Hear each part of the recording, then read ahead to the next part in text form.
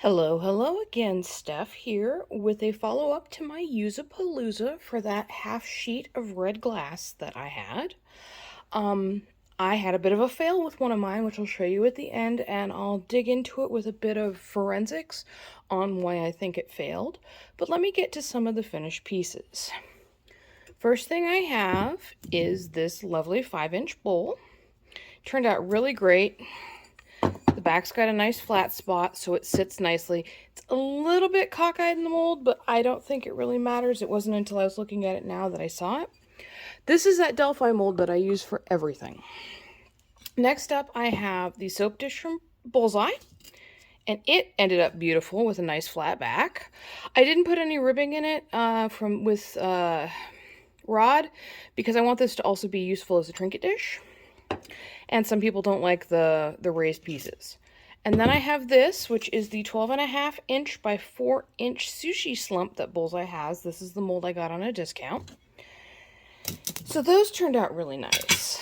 Then I have this plate, which is actually a 7-inch bowl. You can see how thick it is.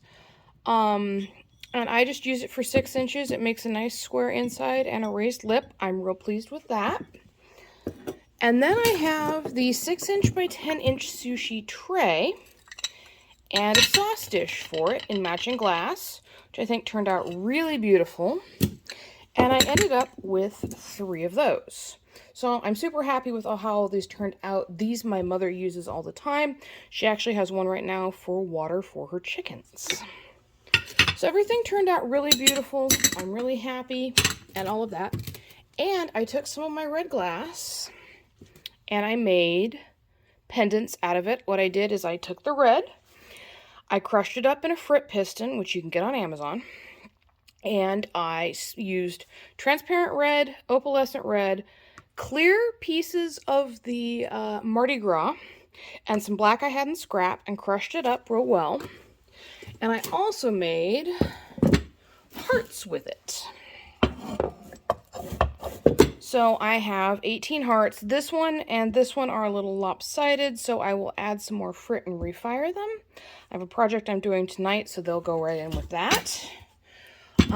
But they turned out really, and this one too, but they turned out really beautiful, so I'm super happy. What I'm not so happy with is the second sushi plate, and I'm bringing it in slowly.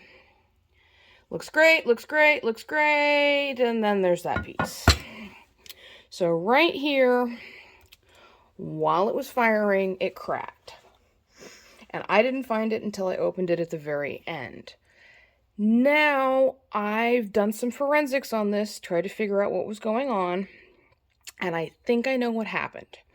I'd love for you to comment on where in the firing process you thought it broke or why, or both, because I'd love to hear what you think on this. Here's what I think happened. And don't mind the lean. If you see my elbows, I'm leaning on my cutting table while I talk. What I think is the Mardi Gras broke right here. I suspect when I cut it, what happened was there was a flaw in this line with the stringer. It was a weak point because that's frequently where they'll break when I cut them. And I think that when I did it, I put in some stress fracture right there. But I didn't notice it because the piece held together.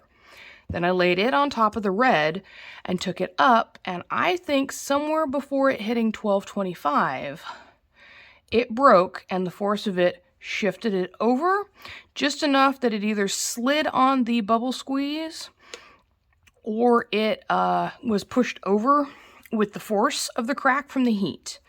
And the reason I know it cracked on the way up is the whole thing is one fused piece. The reason I think it cracked before the bubble squeeze is because everything is fused. And at 1225, things start to kind of sag. Well, they sag into molds. But you know, you still got to kiln wash your ceramic mold for 1225 because the glass will stick to it. I've also seen, like, when I've gotten powder and stuff on the glass, like, you don't clean your fingerprints, even at 1225, they will settle into the surface of the glass. So I am assuming that at 1225, this stuff sticks together well enough, not really a tack fuse, but just starts to adhere, so that the crack had to have happened before then and pushed it over. I ramped up all of these pieces at the same temperature, which was 400 degrees. In retrospect, I would have made this piece and this piece, because I fired these two at the same time. I would have ramped up this load in the kiln at probably closer to 250, just because they are larger volumes of glass. Now, once they'd set through the bubble squeeze at 1225 for an hour, I would have ramped them up at the regular speed. I always ramp up my glass.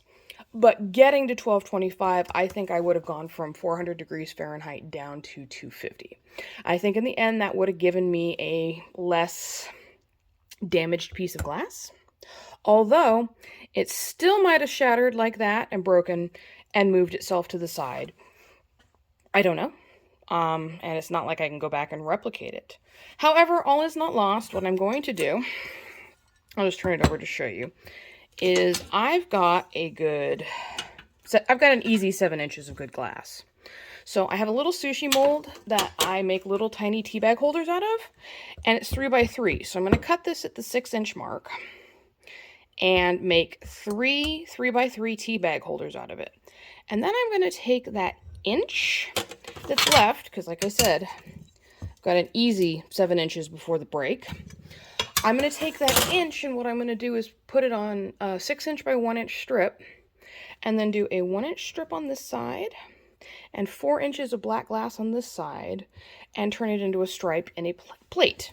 And I'll fuse it this way up, and what I'll do is I'll probably do 2 layers of black on either side, or a black top, clear bottom. But I'm going to do that with this strip. So I have a focal strip that is like, oh, I don't have any black glass. And this is black. I'm going to cut this, and this is going to be the focal strip of a black plate. And I think it'll work out nice, and I'll post on Instagram or in the YouTube community tab so you can see the finished piece of that. It's going to take me a little bit to get it done just because I'm moving into the busy season. I just had a class. I'm going to start teaching, so we'll see what happens. But that's my video for today. Which one of these pieces is your favorite? And again, what did you think? Where do you think that the crack happened in my glass? I'd love to hear your thoughts on it. Thank you all for watching, and I'll see you in the next video.